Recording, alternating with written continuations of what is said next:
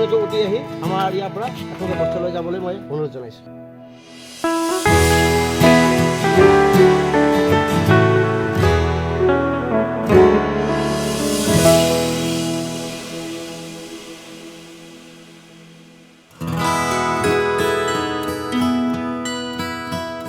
অতিকৈ শ্ৰদ্ধাৰ আই মাতৃসকল, আজি আমি যি উদ্দেশ্যে ইয়াত একত্ৰিত হৈছোঁ আপোনালোকে গম পাইছে। অন্য বছৰৰ দৰে এইবেলিও আমাৰ গৌৰীপুৰ সমষ্টিৰ অন্তৰ্গত আনন্দনগৰ বাঙালীপাৰা গাঁও পঞ্চায়তৰ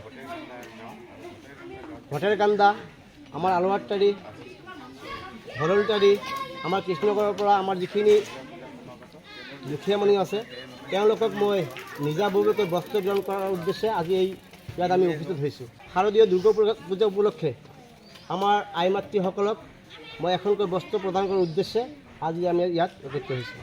জামাল হক ডাঙৰীয়াই প্ৰতি বছৰ এনেকৈ যিকোনো এটা উৎসৱত দুখীয়া ৰাইজৰ মাজত কাপোৰ বিতৰণ কৰি আহিছে।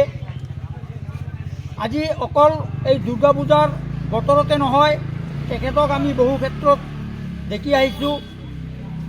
ঈদ বা বিহু যিকোনো উৎসৱ পাৰ্বণত তেওঁ আমাৰ এই অঞ্চলৰ ৰাইজৰ দুখীয়া মানুহখিনিৰ কথা স্মৰণ কৰে। তাত আমি প্ৰথমতে চিনাকি দিওঁ মানুহ হিচাপে। আমি মানুহ হিন্দু মুছলমান সকলোৱে আমি সমন্বয়ৰ যি অসম, সেই সমন্বয় অসমৰ প্ৰতি লক্ষ্য ৰাখি আমি সকলোৱে ভাতৃত্ব ভাৱ কৰি কেনেকৈ আগবাঢ়িব পাৰি সেই চিন্তাচৰ্চাৰে মই আগবাঢ়োঁ। এতিয়া কথা হ'ল শাৰদীয় দুৰ্গা পূজা উপলক্ষে আমাৰ গৌৰীপুৰ সমষ্টিৰ অন্তৰ্গত আনন্দনগৰ বাঙালীপাৰা গাঁও পঞ্চায়তৰ ভটেৰকান্দা, আলুৱাটাৰী, নাটপাৰা, কৃষ্ণনগৰ আদি কৰি বিভিন্ন আমাৰ গাঁৱৰ যিখিনি একেবাৰে দুখীয়া মানুহ, সেই দুখীয়া মানুহখিনিক মই ব্যক্তিগতভাৱে অলপ সহায় হাত আগবঢ়াবলৈ মই আগবাঢ়ি আহিছোঁ। অনুৰোধ আপোনালোকে নিশ্চয় জানে, বিগত দিনবোৰত এই দুৰ্গা পূজাৰ সময়ত আমাৰ এই হিন্দু ধৰ্মাৱলম্বী মানুহসকলক বা আমাৰ যিকোনো আই মাতৃ আছে সেইসকলক মই ব্যক্তিগতভাৱে বস্ত্ৰ প্ৰদান কৰি আহিছোঁ। ঠিক অনুৰোধ আজিও মই এই ভটেৰকান্দাত আমাৰ এই হিন্দু ধৰ্মাৱলম্বী আমাৰ আই মাতৃসকলক মই ব্যক্তিগতভাৱে এখনকৈ শাৰী, লুঙি যদি বিভিন্ন ধৰণৰ বস্তু মই প্ৰদান কৰিলোঁ। মোৰ এটাই লক্ষ্য যে মানৱীয়তা দৃষ্টিভংগী মানুহে চাব লাগে। যিহেতু এটা আগন্তুক শাৰদীয় দুৰ্গা উৎসৱ, এনেকুৱা পৰিস্থিতিৰ মাজত কিছুমান মানুহ আছে তেওঁলোকৰ হাতত আজি এনেকুৱা অৱস্থা হৈছে পইচা পাতি তেওঁলোকৰ নাই। নিশ্চিতভাৱে এখন কাপোৰ আজি মই দিলোঁ, নিশ্চিতভাৱে এই মানুহখিনি অলপ হ'লেও সকাহ পাব। সেই তাৰ প্ৰতি লক্ষ্য ৰাখি আজি মই বস্তু প্ৰদান কৰিলোঁ। দ্বিতীয়টো কথা, আজি আপোনালোকৰ যদি মই এটা কথা মই ক'ম যে অকল ধন থাকিলে ধনী নহয়, মন থাকিব লাগিব।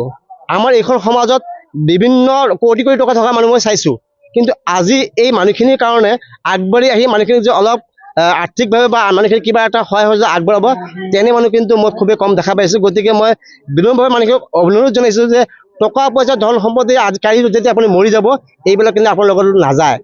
গতিকে ওচৰে পাজৰে থকা যিখিনি দুখীয়া দৰিদ্ৰ মানুহ, সেই মানুহখিনিক সহায়ত আগবঢ়াবলৈ মই বিনম্ৰভাৱে অনুৰোধ জনাইছোঁ। আমাৰ আনন্দনগৰ বাঙালীপাৰা গাঁও পঞ্চায়তৰ সভাপতি জামাল হক আৰু তেখেতৰ সদস্যবৃন্দসকল আজিৰ পৰা নহয়, বহুদিনৰ পৰা তেওঁলোকে আমাৰ যিকোনো তিথি উপলক্ষত দুৰ্গা পূজাই হওক, বিহুৱে হওক, ৰীজেই হওক, তাত সেই দুখীয়া মানুহৰ কাৰণে মানে কাপোৰ বিতৰণ কৰি আহিছে বহুদিনৰ পৰাই। হয়তো কাক বা ধুতি দিছে, কাক বা শাৰী দিছে আৰু কাক বা হাতেৰ কাপড় দিছে। এনেকুৱা বহুদিনৰ পৰা তেওঁলোকে বিতৰণ কৰি আহিছে।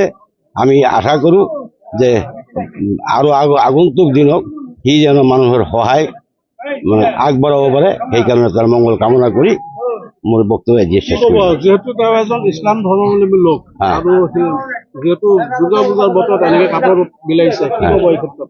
এই ক্ষেত্ৰত ক'ব, তেখেতৰ ভিতৰত হিন্দু মুছলমান কোনো বাধা নাই। সেই গোটেই মানুহক একে নিচিনাই দেখি আহিছে।